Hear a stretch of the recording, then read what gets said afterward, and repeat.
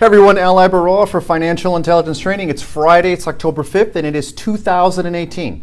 Now I'm back in my Fort Lauderdale office after one day in Sin City, Vegas, baby. Pretty amazing town.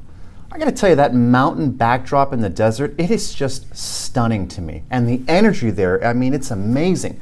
The new Raider Stadium is being built, the Knights played their home opener yesterday, and the big fight is this weekend. Now, I, unfortunately, partook in none of that fun as my trip was strictly work-related. Maybe next time.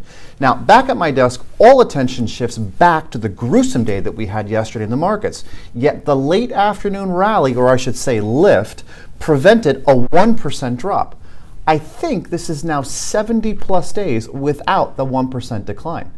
Now, we did see a pretty good reaction off of the overnight lows this AM, and we actually had a print that was north of steady.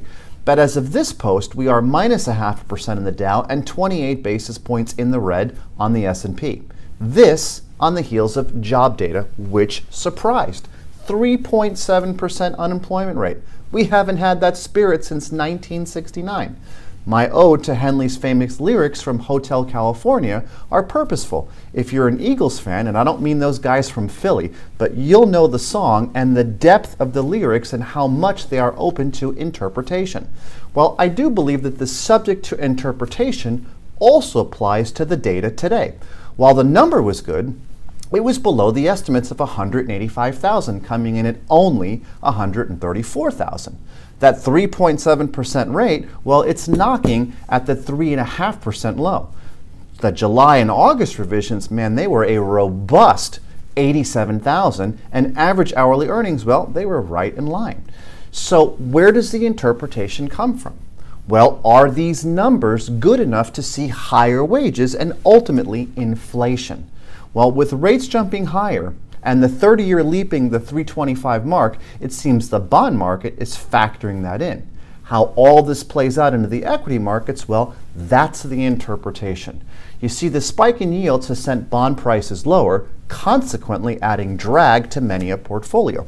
Parenthetically speaking here for a moment, perhaps some inverse hedging was in order. Now, it's a guess, and this is just a guess.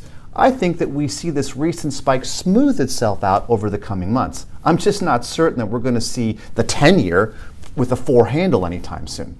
But let's recall, we're in October, the most volatile time of the year. Overall, the macros haven't posed any major shifts, though, so we continue to live in this slight expansionary, contractionary realm. But with the tech sector ratio so steep in the S&P and the financials woefully underperforming, caution is most certainly advised. Watch the majors, look at the key support levels, and know what your adjustments will be. In the meantime, if you're trading any of these moves, remember that stock and stock options involves a substantial degree of risk. It's not suitable for all investors. If you like the charts like I do, well, then you'll know past performance is not necessarily indicative of future results. I'm Abaroa for Financial Intelligence Training. Thanks for watching, everyone. Have a great weekend.